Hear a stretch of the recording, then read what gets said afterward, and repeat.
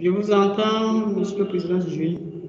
Et donc, nous allons commencer la soutenance par des membres du jury. Donc, je vais laisser l'occasion à chacun ici présent de décliner son identité. Bonsoir, monsieur. Bonsoir. Bonsoir, monsieur. Je suis monsieur Kwanda Albert, ingénieur biomédical, rapporteur de ton mémoire. Oui, monsieur. Bonsoir, monsieur ici. Bonsoir, monsieur le jury. Puis, Midi Pascal. Ingénieur directeur de ton mémoire. Merci, monsieur le jury. Je suis Dr. Sila Ahmed Yves, donc je vais assurer la présidence du jury. Donc, le principe de la soutenance est le suivant. Vous aurez 15 minutes pour nous présenter en ce qui soutient à l'information. Moi, je va commencer.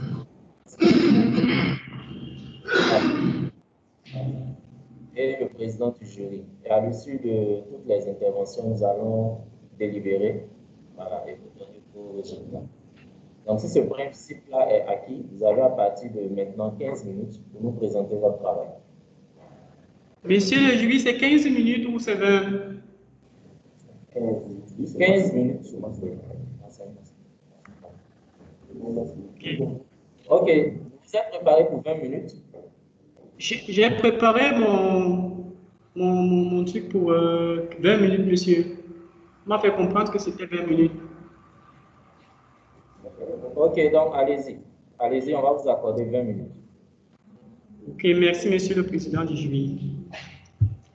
Merci, monsieur le président du jury. Merci, chers membres du jury et chers honorables invités. Bonsoir et bienvenue aux soutenances à l'école de l'ingénierie de Banganté. Mon titre de mémoire est intitulé « Identification et commande à base de réseau de neurones pour un moteur à courant continu ». Il est constitué donc d'un plan que voici. Sur le plan, nous avons en premier lieu une introduction générale, la revue de la littérature, la problématique, les objectifs visés, ainsi que la méthodologie de travail, les résultats de la simulation, une conclusion générale. Nous passons à l'introduction générale. Si c'est que ça ne...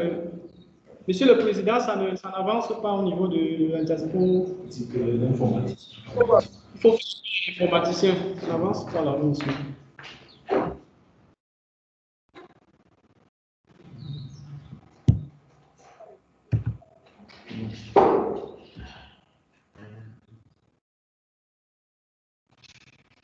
Monsieur le jury, monsieur le président du jury, je peux recommencer? Tenir compte de cet incident-là dans le temps.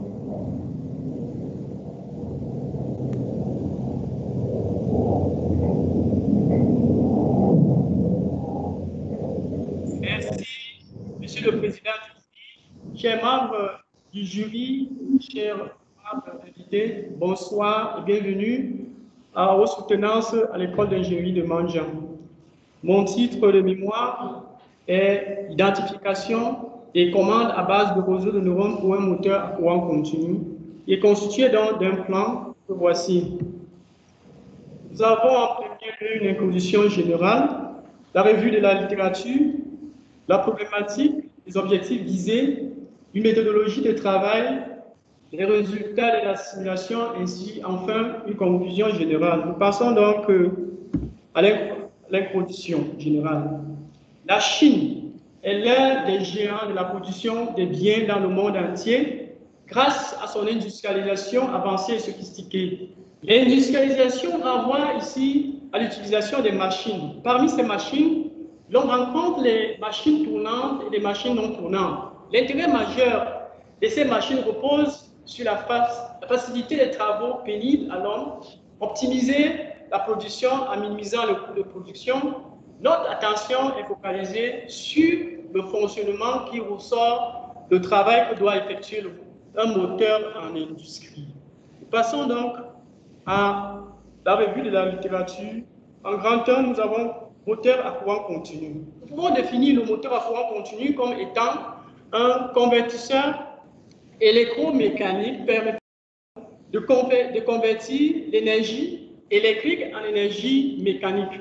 Il est constitué de 3 parties, à savoir un stator ou inducteur qui crée le champ magnétique et le rotor ou encore appelé induit qui subit le champ magnétique créé par le stator. Et lorsque ce dernier est parcouru par le courant, il va se mettre en mouvement. Nous avons le collecteur qui est des lames en forme, des lames en cuivre en forme cylindrique qui a pour rôle de tourner, et les balais, quant à eux, jouent le rôle d'interconnexion entre la partie, l'organe mobile et l'organe fixe externe. Nous avons le schéma un peu plus bas du principe de fonctionnement qui nous donne le principe de fonctionnement. Et ce principe de fonctionnement, c'est quoi? Si on soumet un champ magnétique sur un courant traversant un conducteur de longueur L, et il va se créer des forces. Et cette force est appelée force de la place. Et la résultante de toutes ces forces va mettre dans notre moteur, notre rotor en mouvement. Nous avons un peu plus le schéma qui est à côté de ce schéma de principe qui nous montre à peu près la vue éclatée de la machine à courant continu avec certaines parties. Nous passons donc aux différents types de moteurs à courant continu.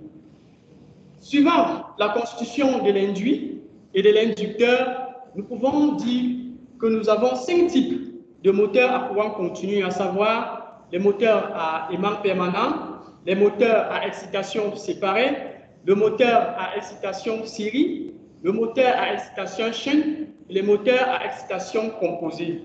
Le tableau 1.1 nous montre dans les différentes configurations de ce moteur. Comme schéma électrique du moteur à courant continu, la figure 2.3 nous montre dans un modèle ici d'un moteur constitué d'une résistance, d'une inductance et d'une force électromotrice. À partir d'une loi, de la loi de Maille, que nous injectons dans le circuit inducteur-induit, nous avons le schéma, nous avons l'équation électrique de l'induit et de l'inducteur. Et grâce aussi au principe fondamental de la dynamique, nous avons l'équation mécanique du moteur. Si cette figure nous présente dans les différentes applications du moteur à courant continu. Nous voyons donc au numéro 1, nous utilisons un moteur comme nous utilisons ici à la figure 1 qui nous présente une chaîne de montage dans une industrie auquel nous utilisons le moteur à courant continu. Nous avons le schéma 2 qui présente les différents moteurs que nous pouvons utiliser dans la médecine. Et nous avons à la figure 5 qui présente une cage d'escalier. On utilise donc un moteur à courant continu pour les cages d'escalier pour monter et descendre. Et la figure 8, par exemple, nous montre un escalier roulant. Et nous avons aussi en figure 7 qui présente un engin en courant continu qui peut nous permettre de transporter ou décharger certains objets lourds. Et sans oublier la figure 6 qui nous présente le moteur des automobiles qui nous permettent le déplacement dans des grandes distances. Nous allons au chapitre 2 de la revue de la littérature. Nous avons quelques définitions à mentionner ici, à savoir le réseau de neurones. le neurone biologique, le neurone formel, le réseau de neurones et l'apprentissage. Commençons-en par le neurone biologique. Le neurone biologique se définit comme une cellule excitable constituée d'un... Le neurone biologique est une cellule excitable constituant l'élément de base d'un système nerveux, tandis que le neurone formel est une unité de traitement recevant en entrée des données vectorielles et produisant une sortie réelle. Le réseau de neurones, quant à lui, est un graphe interconnecté, orienté, formant des assemblages ou des automates constituant donc des unités de traitement. Pour l'apprentissage, l'apprentissage est un processus qui permet à donner des informations au réseau de neurones afin d'utiliser ces informations après. Nous avons la figure 2.2 qui présente un réseau de neurones auquel nous avons comme entrée du réseau de neurones des dendrites et comme sortie, nous avons l'axone et comme lieu de connexion des synapses. Nous avons ici en 2.2 des types d'apprentissage. Il existe plusieurs types d'apprentissage, mais nous avons, dans notre travail, nous avons opté de donner 3 types qui sont couramment utilisés, à savoir l'apprentissage supervisé, l'apprentissage non supervisé et l'apprentissage par renforcement. Les types de perceptrons. Il existe 2 types de perceptrons. Le perceptron a une couche. Ce perceptron à une couche nous permet de résoudre les problèmes de classification. Tandis que le perceptron à multicouche permet de résoudre les problèmes complexes et dynamiques, tels que le contrôle des moteurs, le contrôle des systèmes.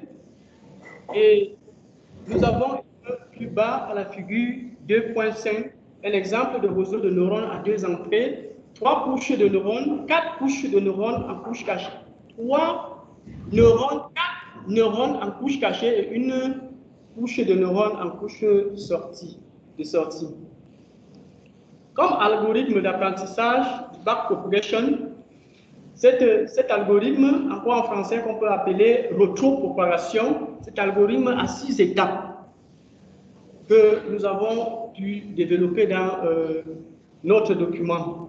L'algorithme que nous avons utilisé dans notre travail est celui de Levenbach-Marker et de formule un peu ci bas, X qui est l'ajustement de poids, c'est la formule d'ajustement du poids de connexion.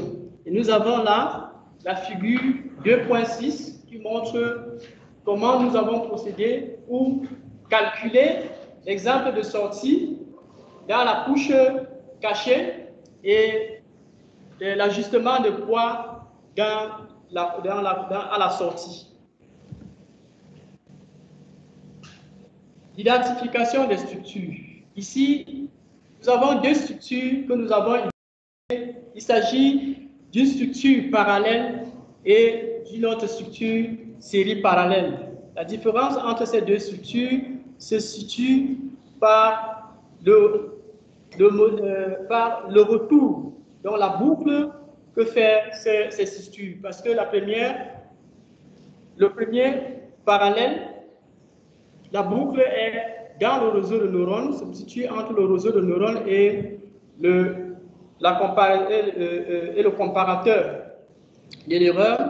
Et pour le second, nous avons une boucle qui est entre le système et le réseau de neurones. S'agissant d'identification de commandes, nous avons plusieurs systèmes d'identification pour la commande, mais ici nous avons présenté juste 2, qui est la commande par modèle interne neuronal et la commande par référence. Comme problématique ici, nous savons que le contrôle de la vitesse du moteur à courant continu pose un problème de commande dans les processus des travaux spécialisés tels que usinage de pièces, levage, déplacement des objets. La liste est non loin d'être exhaustive. C'est ainsi que bon nombre de techniques existent, à savoir la commande par réseau, la commande par logique floue, la commande PID classique, la commande par réseau de neurones. Nous avons essayé de faire sortir ici les avantages, les inconvénients dans le tableau pour essayer de nuancer ces différentes commandes. Pour la logique floue, nous avons le modèle n'admet pas la modélisation mathématique. Le système est robuste. L'implémentation des connaissances, pour l'implémentation nécessite les connaissances de l'opérateur. Et comme inconvénient, nous avons le manque de directives précises pour la conception du régulateur, pas de méthode formelle pour l'ajustement de poids. Concernant les PID classiques, comme avantage, il y a une bonne régulation, mais n'est pas tellement robuste et traite les systèmes statiques, disons linéaires. Comme inconvénient, les entrées et sorties sont limitées.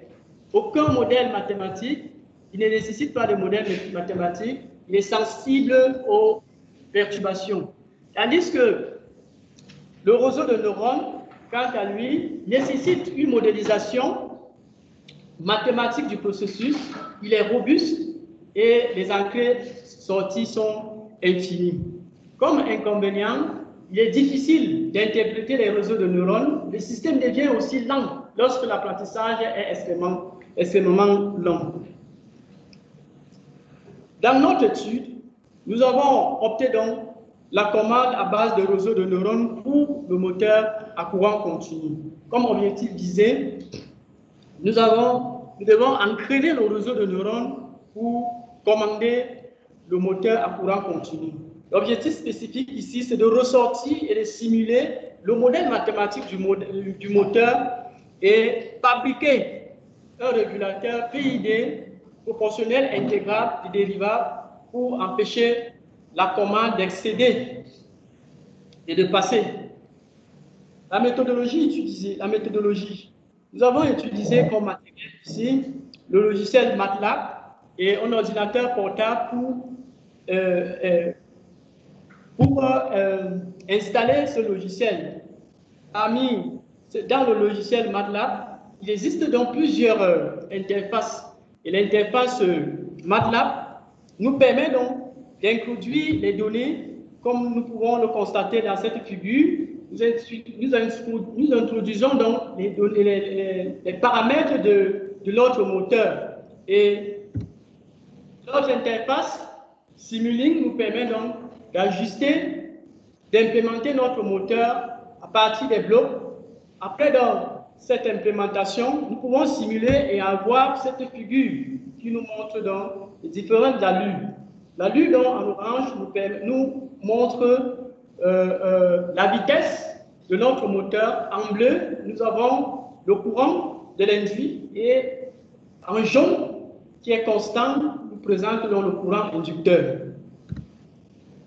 Parmi les régulateurs que nous avons donc fabriqués, nous avons le contrôleur PID qui nous permet d'empêcher notre signal d'excéder à la valeur dont nous avons délimité. Et nous avons le régulateur PID pour la partie inducteur, ensuite le régulateur PI pour le courant induit. Nous avons aussi fait un compensateur qui nous permet donc d'empêcher les effets de courant dans les deux tensions de notre alimentation. Et comme figure 3.7, nous avons un réseau de neurones à modèle de référence auquel il est constitué de trois parties. Nous avons le plan qui prend le processus, qui est le processus du moteur, et le N plan modèle, qui est le modèle du neurone même, et nous avons le contrôleur. Les résultats obtenus. Le résultat de l'apprentissage du réseau de neurones, ici, après avoir matérialisé sur la commande d'utilitaire NF-TOL, il apparaît dans l'interface auquel nous allons introduire les données. Et ces données, après avoir introduit les données, nous passons donc à l'entraînement. Nous entraînons le réseau et nous donnons donc ces différentes figures qui est la performance. Et là en bas, ça nous donne donc les boîtes de régression. Comme résultat de l'entraînement, voyons bien que nous avons notre réseau de neurones qui est bel et bien deux couches d'entrée, deux entrées, 10 neurones dans la couche cachée et un neurone dans la couche de sortie. Et ici, nous sommes dans le plan d'identification et nous avons donc les différentes figures qui nous présentent les boîtes de régression et les performances de notre réseau de neurones. Ainsi de suite. Ici, c'est dans le contrôleur neuronal qui nous donne toujours cette droite et la courbe et cette courbe. Et là, nous avons enfin notre entraînement du réseau auquel nous avons injecté en entrée un contrôleur PID et en sortie du plan, nous avons cette courbe et l'erreur qui est là et la sortie du contrôleur qui donne toujours presque la même courbe. En conclusion, nous avons donc pu ressasser toutes les données que nous avons pu avoir dans les différentes simulations que nous avons eues. Et donc, comme performance pour l'apprentissage, nous avons 7,68 fois 10 puissance moins 6 et qui s'est arrêté à une itération de 19 avec un pas de 1 fois 10 puissance moins 5. Nous avons comme plan d'identification une valeur de performance de 1 fois 1,22 fois 10 puissance moins 3 avec en sortie, nous avons la sortie qui est égale à la sortie désirée qui est sensiblement égale à 1. Et dans le contrôleur, nous avons une valeur de performance de 0,0347 qui s'est arrêtée à l'itération de 14 avec une valeur de sortie égale à 0,3. À ceci s'ajoute donc la lure de l'encodement du réseau dont on applique en entrée au contrôleur PID pour maintenir le signal absent et produire en sortie une vitesse semblable à la vitesse désirée. Évoluant donc de 0 à 100 et se stabilisant à 90. En perspective, nous tenons à appliquer donc cette commande dans un moteur dans les prochains travaux. Monsieur le jury, à partir de ce travail, nous savons que le travail d'un être humain n'est pas parfait. Nous nous soumettons à vos prestations et vos recommandations et questions. Nous vous remettons dans la parole, monsieur le jury. Ok, merci, M. Aïssi, pour cette présentation. Donc, comme annoncé en début de séance, nous allons maintenant donner la parole au rapporteur pour son intervention. Donc, éventuellement, le professeur de suivi, m'excusez, pour son intervention, donc des observations, éventuellement des questions. Okay, merci, Monsieur le Président. Merci.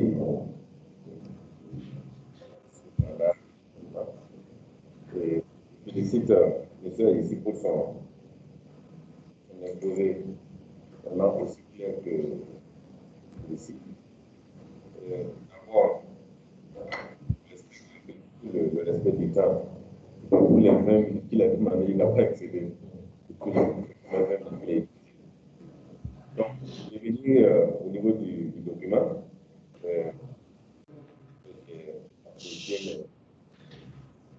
Comme ici, comme il n'a pas dit, rien n'est parfait.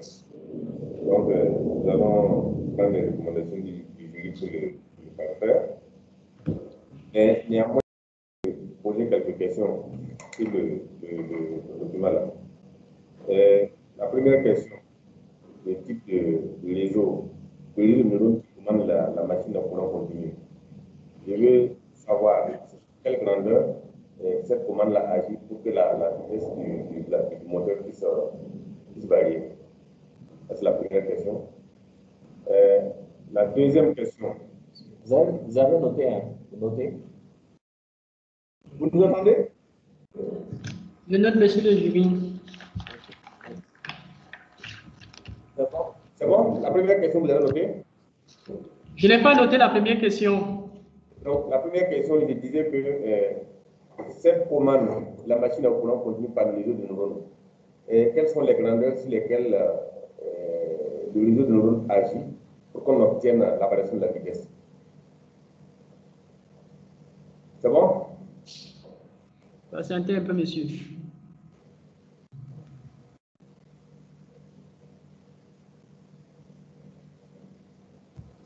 C'est bon, monsieur. Ok. La deuxième question, est-ce que vous pouvez nous donner par exemple quelques applications de ce type de commande-là? Dans quelle application on peut trouver par exemple cette commande-là? Monsieur. Troisième question, les types d'apprentissage pour les réseaux de neurones. Il y a au moins 3 que vous avez cités. Est-ce que vous pouvez nous dire quelle est la différence entre ces types d'apprentissage? Donc, c'est les 3 questions essentiellement que j'avais à poser. Peut-être à la suite, il y aura encore des questions. Merci, messieurs. Nous allons commencer par la dernière question, à savoir les différents types d'apprentissage du réseau de neurones et leurs différences. Il existe plusieurs types d'apprentissage, mais dans notre recherche, nous avons pu ressasser juste 3, à savoir l'apprentissage supervisé. Concernant l'apprentissage supervisé, ici, il y a nécessité qu'il y ait un opérateur, c'est-à-dire un professeur, je veux dire un expert, pour donner au réseau de neurones des entrées et des sorties, pour que le réseau de neurones veuille suivre ces entrées. Donc, l'opérateur connaît déjà la sortie que le réseau de neurones doit donner. Ce qui fait que lorsque le réseau de neurones va faire son travail, si la sortie que le réseau de neurones donne n'est pas identique à la sortie désirée, on va chercher à modifier le poids du réseau de neurones afin de trouver la valeur dont on a besoin. Parce que là, le professeur ou l'expert connaît déjà la réponse. S'agissant de l'autre type de réseau de neurones, qui est l'apprentissage, non supervisé, ici, l'expert va donner juste les entrées au réseau de neurones. Et le réseau de neurones, comme c'est un système intelligent, va se battre à son taux organisé pour donner une sortie nette qu'on a besoin. C'est ça dont la différence, parce que là, avec l'apprentissage non supervisé, il n'y a pas de professeur. Le professeur, l'expert n'agit pas à ce niveau. Concernant donc le réseau de neurones par l'apprentissage par renforcement, ici, on ne donne pas d'apprentissage, on ne donne pas toujours les sorties, mais on peut avoir les entrées. Mais le réseau, mais on a une façon, on a une certaine théorie qui nous permet de savoir si le réseau de neurones est en train de donner des valeurs proches à la sortie dont on désire. Donc, il y a une certaine notion qui permet donc de connaître si le réseau est en train d'aller vers la réponse dont nous avons besoin. Ça, c'est ce qui concerne les 3 types d'apprentissage. Concernant l'application, pour la deuxième question, il concerne... Bon, monsieur, je ne sais pas si j'ai répondu à la dernière question, là, comme vous le voulez, hein, monsieur. Oui, ça va. Mais moi, mon problème, c'est que, comme tu l'as bien dit, il y en a plusieurs. Pourquoi tu as failli de parler de 3 types d'apprentissage? Monsieur, ça dépend donc des recherches et de ce qu'on voudrait faire. Ce qui va quand même dans ce que nous sommes en train de vouloir faire comme travail. C'est pourquoi nous avons donc choisi ces 3 types de réseaux de neurones, ces 3 types d'apprentissage. C'est bon. Bon, concernant la question 2, qui nous demande les applications de la commande du réseau de neurones. L'application des réseaux de neurones est dans beaucoup de domaines, est utilisée on applique les réseaux de neurones dans beaucoup de domaines, à savoir dans la médecine. Dans la médecine, c'est pour essayer d'analyser les résultats, par exemple dans peut-être des radios, parce qu'actuellement, le professeur ou bien le médecin ne va pas se casser la tête à savoir ce que le cliché est en train de donner comme réponse, mais avec les réseaux de neurones, le réseau de neurones donne exactement ce qu'il faut comme résultat, il interprète les résultats. Nous avons aussi comme application dans la sécurité ou bien la sécurité dans l'aviation. Par exemple, dans les aéroports, on peut contrôler des avions à partir de notre bureau, bien à partir de notre ordinateur, avec le réseau de neurones. On peut donc contrôler ces engins volants. L'application des réseaux de neurones, c'est dans beaucoup de choses, même dans notre téléphone portable que nous utilisons chaque jour. Vous parlez, le téléphone est en train de passer, par exemple, écrit le message. Vous parlez, le message s'écrit, c'est à partir du réseau de neurones. Et comme par exemple aussi, dans WhatsApp, c'est toujours le réseau de neurones qu'on utilise, dans l'étude de Google, parce qu'il fut une année, je ne sais pas si c'est en 2014, Google, les grands films comme Google, IBM, ont recruté beaucoup des étudiants pour vraiment construire des types de réseaux de neurones pour essayer de contrôler tout ce que nous avons, que ces firmes utilisent aujourd'hui. Bon, pour la première question, à savoir les grandeurs sur lesquelles nous avons, agi sur le réseau, les grandeurs sur les réseaux de neurones qui agissent pour que nous puissions avoir la vitesse. Ici, les grandeurs que nous avions utilisées pour obtenir cette vitesse, il s'agit juste dans notre réseau de neurones, de lui donner un exemple de courbe que nous avons besoin, parce que la vitesse que nous avons obtenue, cette vitesse est d'abord due d'un entraînement du moteur.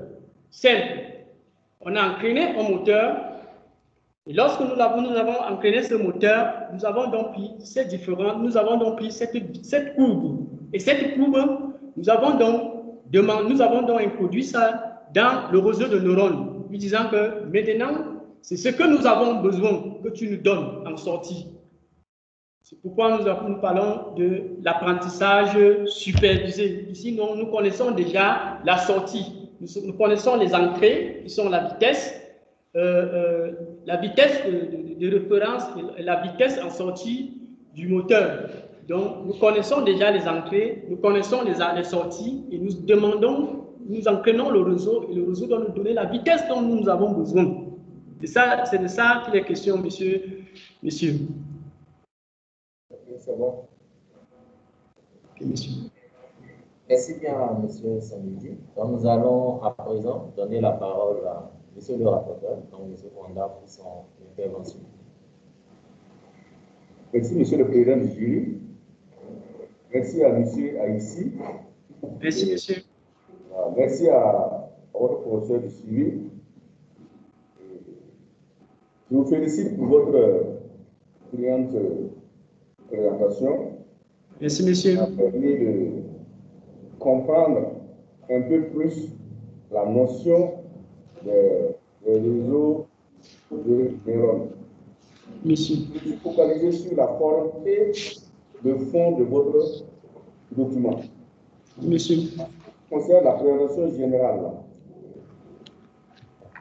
en ce qui concerne la présentation générale de votre document, Monsieur. et je dirais que le document est bien présenté, il est propre, avec les différents chapitres bien distincts. Et ce que je relève, c'est que ces différents chapitres-là sont presque proportionnels les uns que les autres en termes de nombre de pages. Vraiment, c'est intéressant. Et au niveau des figures illustratives bien assorties. Cependant, pour la présentation générale du document, je vous invite à justifier le document. C'est-à-dire qu'il faut qu'il y ait un alignement sur les marges de gauche et les marges de droite. Il ne faut pas revenir à la ligne. Quand on prend un mémoire, voilà, l'alignement est justifié sur la marge de gauche et la marge de droite. C'est compris, monsieur. Okay. Sur votre page de liste de tableaux, il y a un doublon du titre. Il y a 2 fois liste de tableaux, liste de tableaux. Il faudrait supprimer un. Pour la liste des sigles et abréviations, je vous invite à les reprendre et à les ordonner par ordre alphabétique. Ça fait une belle présentation. Voilà, vous refaites la liste des abréviations en ordre alphabétique. Dans tout le document, vous le voyez et vous allez uniformiser la taille et la police des titres et des figures.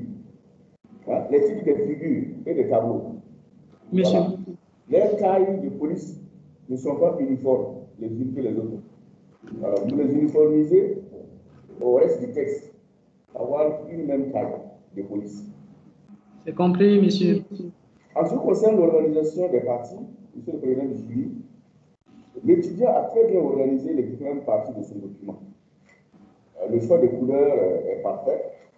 Je relève le respect des consignes de rédaction et celui du plan annoncé. Pourquoi il y a une cohérence avec les phrases introductives qui servent de transition entre les parties. D'une partie à une autre, M. Haïti a tenu à faire des phrases transitoires. Vraiment, c'est félicitations à lui. Quant à la qualité de l'expression, je note la richesse du vocabulaire en lien avec le thème critique.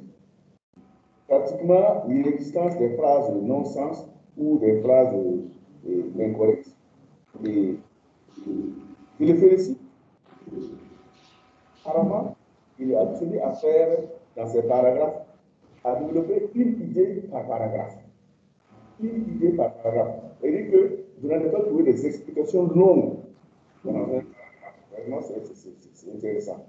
Quant à la justesse grammaticale et l'orthographie des mots sont bien orthographiés, l'accentuation est assez correcte, de même que la prononciation.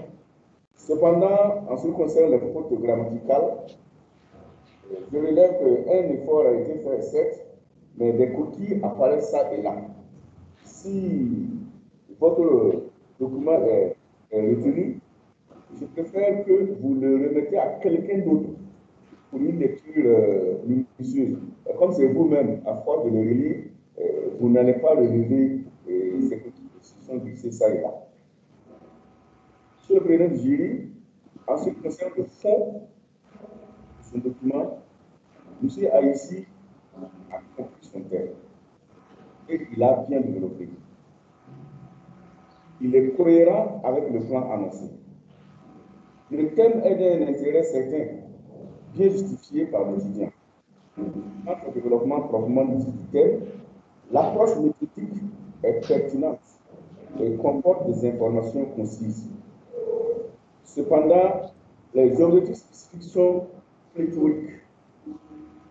Les objectifs spécifiques sont pléthoriques. Voilà. C'est mieux de retenir les plus appropriés en lien direct avec le thème. Peut-être vous allez le voir avec votre projet de suivi, vous allez utiliser réellement les objectifs spécifiques. Parce qu'après votre objectif général, on développe 7 ou 8 objectifs spécifiques. C'est quand même énorme pour des objectifs spécifiques. Vos analyses et argumentations à propos des différentes technologies à utiliser sont pertinentes. Vos résultats attendus à vous écouter, en plus de votre exposé, je me dis que sont satisfaisants. Je relève que votre travail serait plus édifiant si vous nous aviez proposé une simulation pratique de ce réseau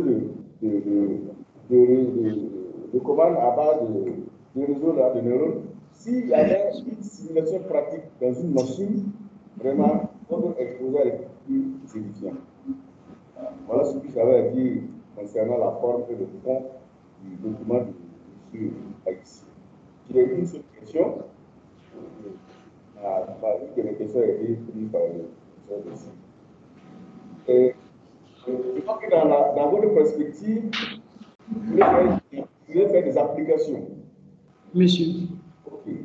Quelles solutions ou précautions préconisez-vous pour réduire les inconvénients des réseaux de neurones? Monsieur, reprenez un peu la question, monsieur. Je dis, quelles solutions ou précautions proposez-vous pour réduire les inconvénients des réseaux de neurones que vous allez avoir à appliquer? Et vous voyez qu'il y a un certain nombre quand même d'inconvénients. En tant que futur ingénieur,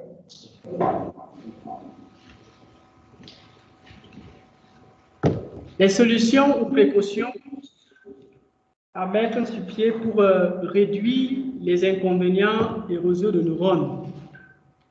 Ici, nous pouvons déjà chercher à faire en sorte que le réseau de neurones puisse avoir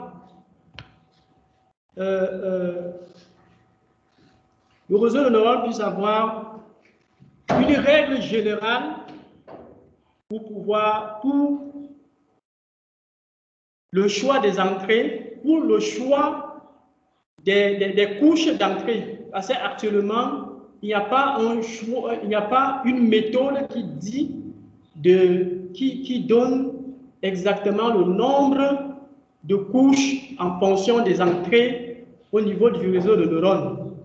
Donc, nous pouvons donc déjà commencer à chercher en sorte que nous puissions résoudre ce problème, si possible. Et comme précaution, nous pouvons aussi adapter au réseau de neurones des contrôleurs qui permettent en sorte que le réseau de neurones ne vacille ou excéder certaines valeurs. Nous pouvons aussi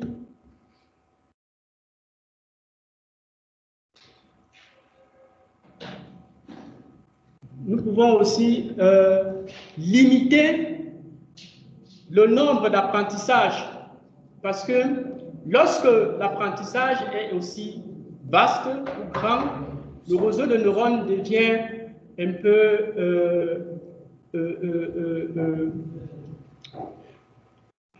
le réseau de neurones devient un peu lent à donner des réponses dont on a besoin. Donc, nous devons réduire le nombre d'apprentissages, c'est-à-dire les échantillons que nous utilisons dans l'apprentissage. Nous devons donc réduire cette base de données, parce que si la base de données est vaste, est grande, le réseau ne doit pas nous donner ce que nous avons besoin. Merci, M. Haïssi. Merci, M. le Président du jury. Ok, merci bien à M. Ponda pour les commentaires. J'ai juste quelques petites observations à faire, notamment pour la présentation. Bon, d'abord, pour le document, au niveau de la revue de littérature, j'ai assez apprécié, n'est-ce pas, le financement par rapport au document que vous avez signalé en bibliographie. Donc, justement, je vous attendais là-dessus. Quand on met revue de littérature, on veut savoir exactement d'où tirer un certain nombre d'informations. Je pense que ça a été bien référencé. Diapo, il faut faire attention parce que, notamment, je pense, la diapo 13, bon, on ne va pas revenir là-dessus.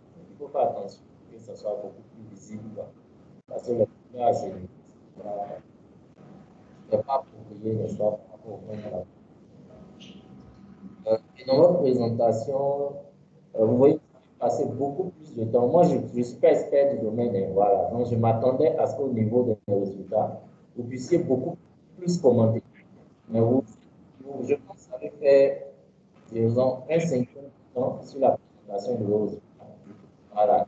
Et je pense que la majorité du temps à présenter, bon, je ne dirais pas que ce n'est pas essentiel. Voilà, mais les données qui existent déjà dans la littérature. Donc, peut-être pour les prochaines fois, essayez de passer plus de temps à présenter ce que vous avez obtenu comme résultat. Monsieur le Président, Il y a certaines figures qui ne sont pas commentées. C'est vrai, il y a des experts ici, mais quand vous mettez quand même commenté,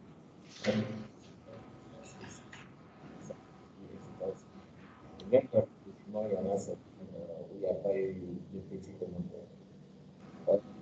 Sur ce, je pense que c'est l'ensemble de quelques observations que j'avais à faire. Donc, je ne sais pas si les autres ont du jeu.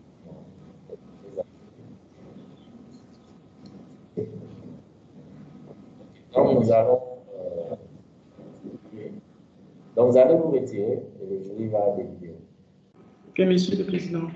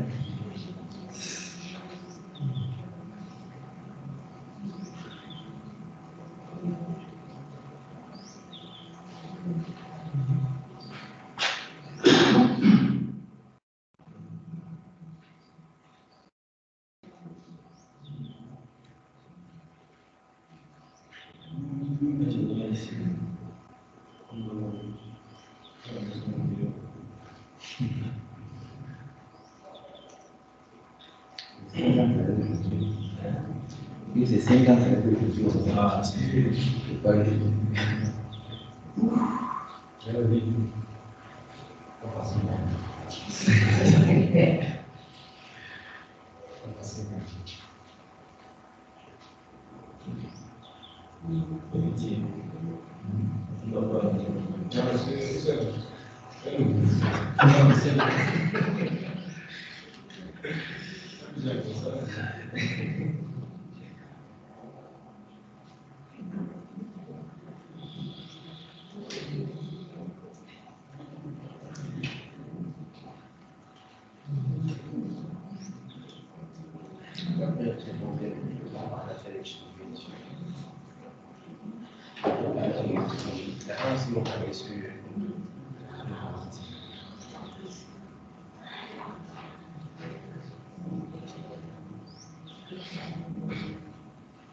Allô?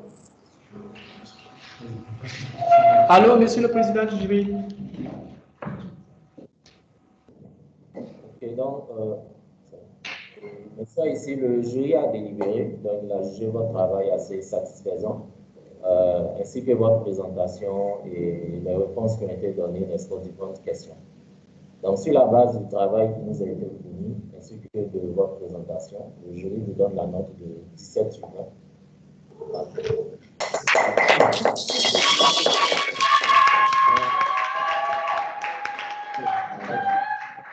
Tenez compte des recommandations. Voilà. Je pense. Non, je n'ai pas. Ok, donc tenez compte des recommandations qui ont été faites. Je pense avec M. Sanvidi, vous allez parfaire le document, voilà, dans la version finale. Et donc, félicitations à vous et bon courage pour la suite. Merci, Monsieur le Président. Bonne continuité. Merci. Félicitations.